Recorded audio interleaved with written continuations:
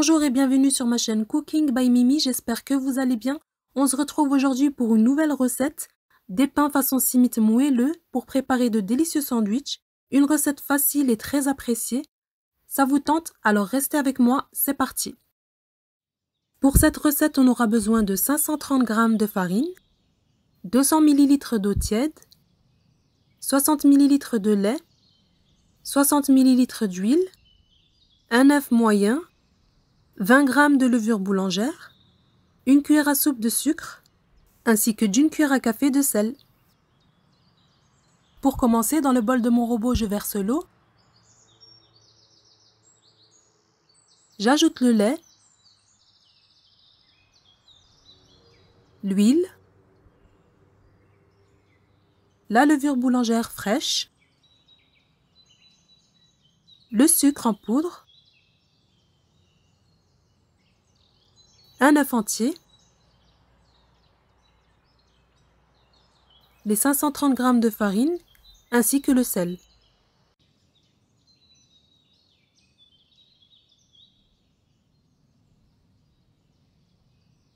Je commence par pétrir à petite vitesse et ensuite j'augmente la vitesse et je laisse pétrir 5 minutes.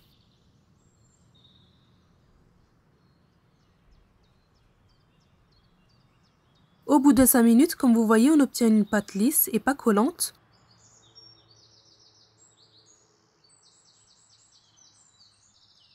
Et ici, sur mon plan de travail, je viens pétrir ma pâte encore 2 minutes. Comme vous voyez, j'obtiens une pâte souple, molle et qui ne colle pas. Comme je dis toujours, tout dépend de l'absorption de votre farine. Si vous obtenez une pâte trop dure, vous rajoutez un peu d'eau.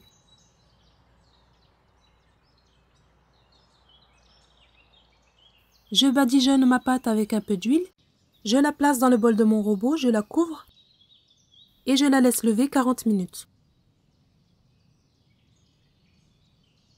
Et en attendant, je vais venir préparer mon sirop qui est un mélange de mélasse de raisin et d'eau. Et on aura aussi besoin de graines de sésame dorées. Et comme vous voyez ici, j'ai un tiers de verre de mélasse de raisin et un verre d'eau. La mélasse, c'est un concentré de raisin qui est sucré aussi, donc c'est pour ça qu'on le dilue avec de l'eau. C'est ce qui permet à vos pains d'obtenir une croûte légèrement sucrée. Je verse l'eau dans le verre qui contenait de la mélasse et je viens touiller avec une petite cuillère à café pour enlever l'excédent et je le verse dans mon saladier.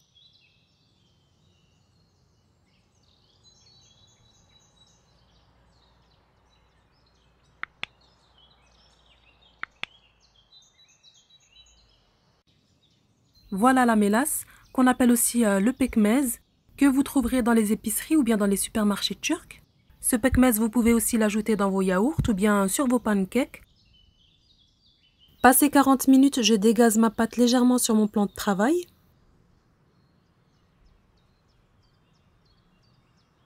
Comme vous voyez, la pâte, elle est super souple et elle ne colle pas du tout. Donc là, je vais venir la diviser en 4. Puis je divise chaque pâton en 5 pour obtenir au final 20 morceaux.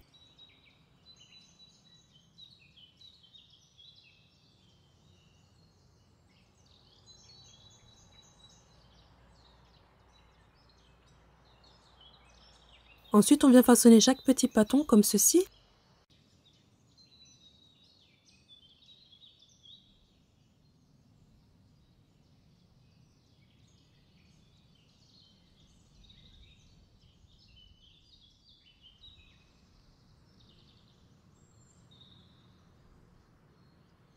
Donc ici, comme vous voyez, je viens rouler mon pâton jusqu'à obtenir un long et fin boudin.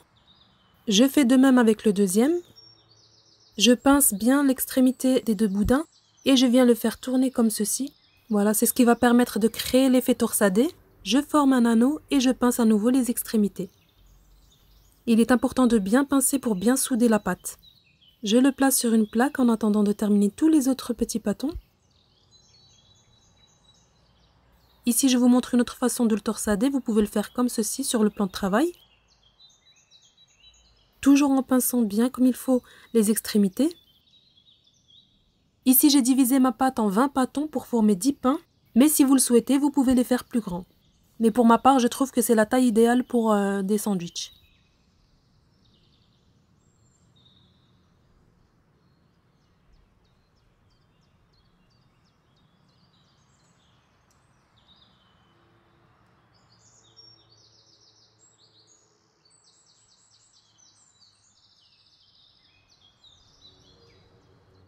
Une fois que tous les anneaux ont été façonnés, on va venir les tremper dans le sirop de mélasse.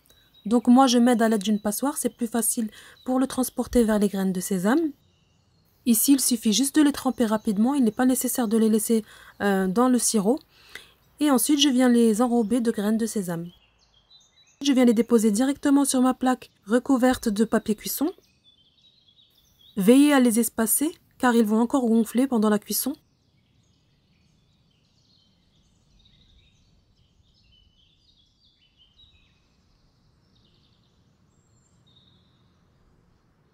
Pour cette étape, si vous souhaitez avoir des graines de sésame sur le dessus seulement de vos pains, à ce moment-là, laissez-les lever sur une plaque de cuisson et juste avant de les enfourner, vous remplissez votre spray de sirop, vous vaporisez le dessus de vos pains et vous saupoudrez de graines de sésame.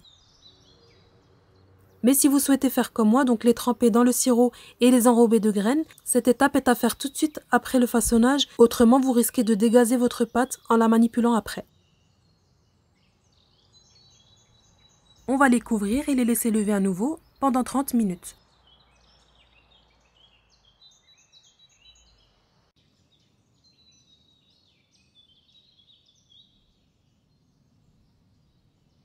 Comme vous voyez, nos pains simit ont bien levé. J'ai déjà préchauffé mon four à 200 degrés, chaleur tournante, et je vais venir les enfourner pendant 20 minutes, jusqu'à dorure.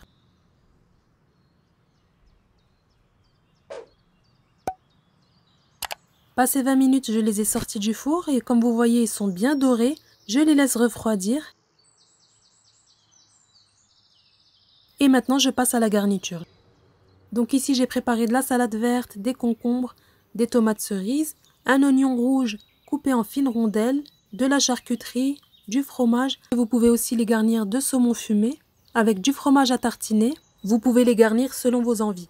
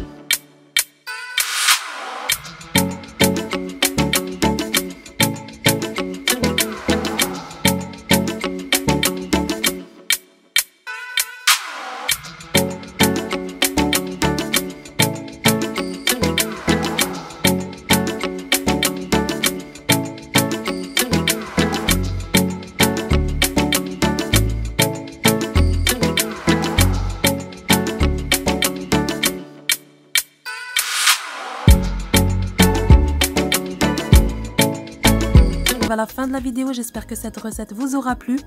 Je vous conseille vivement de la réaliser, elle séduira toute la famille. N'hésitez pas à vous abonner si ce n'est pas fait, à liker la vidéo si elle vous a plu. N'oubliez pas d'activer la cloche pour être alerté lorsque je poste une nouvelle recette. Et il ne me reste plus qu'à vous dire à très bientôt dans une prochaine vidéo.